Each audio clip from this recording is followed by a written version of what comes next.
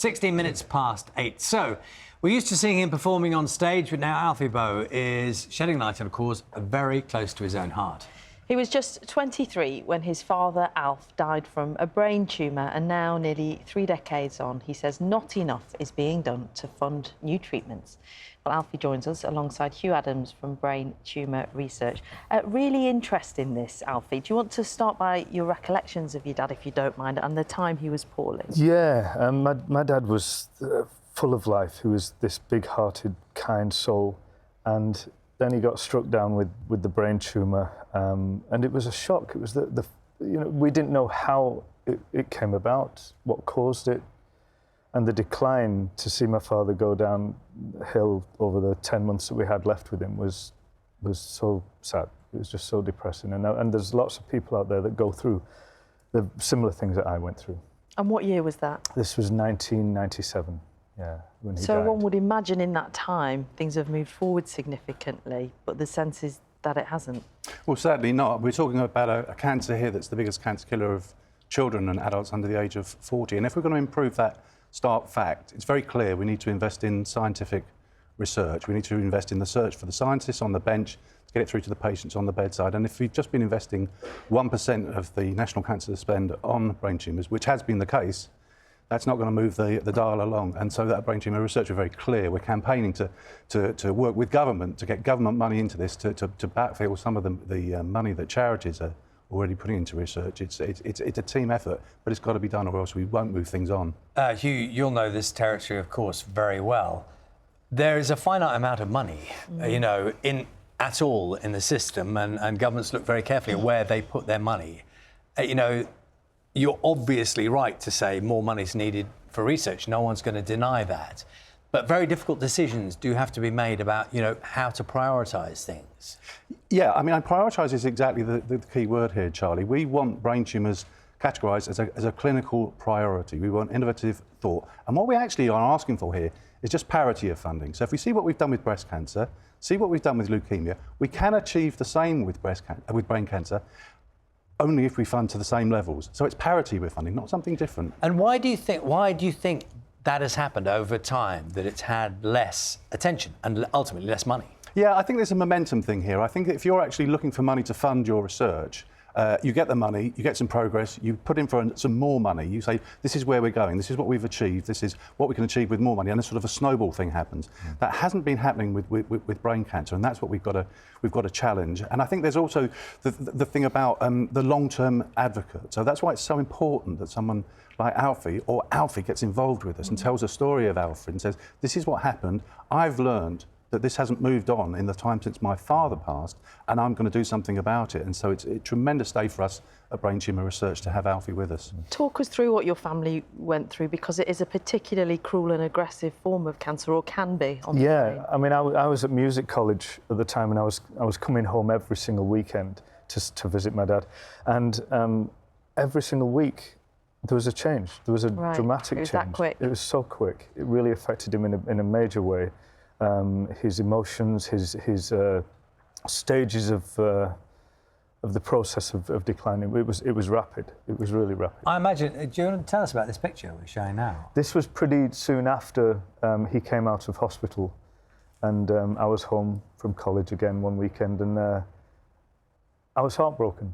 I was absolutely heartbroken, because he was everything to me. I've had more time without him now than I had with him. And the years that I had with him, I was a teenager, so but there's things like that I've missed out on, where he hasn't seen my career grow, which is one thing, but the most important thing for me is he hasn't seen my children.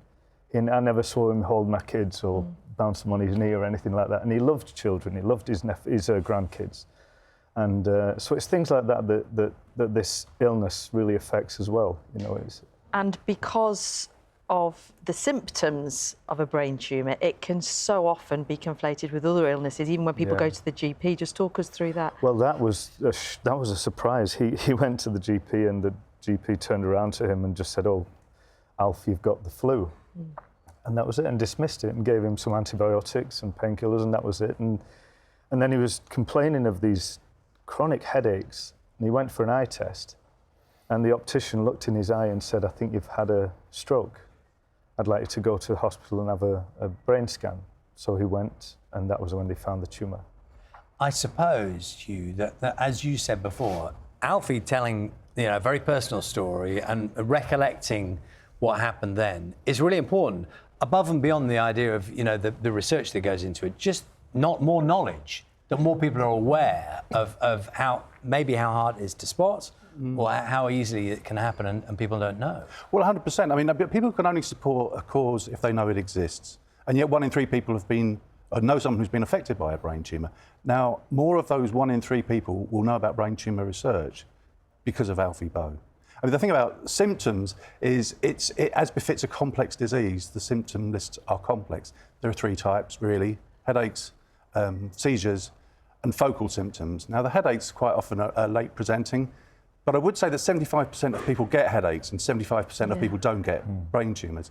Fitting is sometimes the first sign that something's wrong, but then you have these focal symptoms, and that's about where the tumour is in the brain, and so they're very, very varied. They may affect sight, they may affect hearing, they may affect smell, so uniquely complex. And if you've got something that's uniquely complex and uniquely difficult, you need to invest in research to understand it, because otherwise you won't get closer to curing it. And cancer's just not as simple as one illness, is it? It can take all different forms, particularly within the brain, and you want to raise awareness, especially on tour as well. Yeah, what are you asking audiences to do when they come? While I'm on tour, we're going to be having collections, bucket collections, and then in the programme there's a flyer that goes in there where people can download an app and scan things to donate as much as they possibly can. And the thing is about this is that this illness, if I'm right in saying it affects young and old people. It's not just an old person's illness, it can affect everybody. So my audience is a wide span of people, a wide span of age ranges. So I want to try and just make people aware of that. Alfie, I don't know how to ask this really, but I dare say over the years there must have been times when you have been singing and your dad must have been looming very large. Yeah. Because you sing some very emotional songs that people do. Yeah. It does take them to places, and I can only imagine. I didn't know this part of your story. No, it's part of the point you're making, isn't it? I can only imagine there must be times when this is very big in your head as you're singing. Yeah, I mean, I have a song in my set that I wrote with a friend, and it's literally called Father, and it's all about him and about what he did for me as a dad. And it does break my heart when I sing it. And then I go straight into singing Bring Him Home from Les Miserables, and it's quite a strong moment in the show. I miss him. Every time I go on stage, I always ask him to say, Dad, give us a hand before I walk out on stage. That's my only ritual when I go out on stage, and he can guarantee he always does. And could your dad sing? He was a great singer. Oh. He loved to sing, yes. He always sang around the house. Funny little songs, opera songs. He was great. He was always entertaining. And I read that when he was diagnosed and as he declined, he kept apologising to you, which says something about a person. They're not worrying about themselves, they're worrying about the impact on their family. Yeah, that was hard hitting, that, when he literally held my hand. And I was holding him when he passed away as well. He was unconscious and couldn't communicate, but being there at the time to see him leave and to feel him leave, it was incredible. But no, he did apologise for the situation he was in, which, it was just what he was like. Alfie, we very much appreciate you sharing the story. I as always, it's never easy, is it? I know a lot of time has passed, but we saw those pictures of you with your dad. I know it's never easy. It was his anniversary last weekend, so it always hits home. Yeah. Sounds like he's with you on stage when you perform. He is. Thank you so much. And Hugh, thank you, because it will draw people's attention to the issue. So thank you very much. Thank you. Thank you. Alfie goes on tour this month where he'll be raising money for Brain Tumour Research. He begins in Ipswich on the 30th of May. I think it's the first time we've had Alfie on the set and not said, can you sing now? Not going to. I'm not going to. It's never too late. You're in the clear this time. We did a duet last time, I think. Nearly. Yeah, thankfully it didn't happen. It's time now to get the news, travel and the weather. Where are you?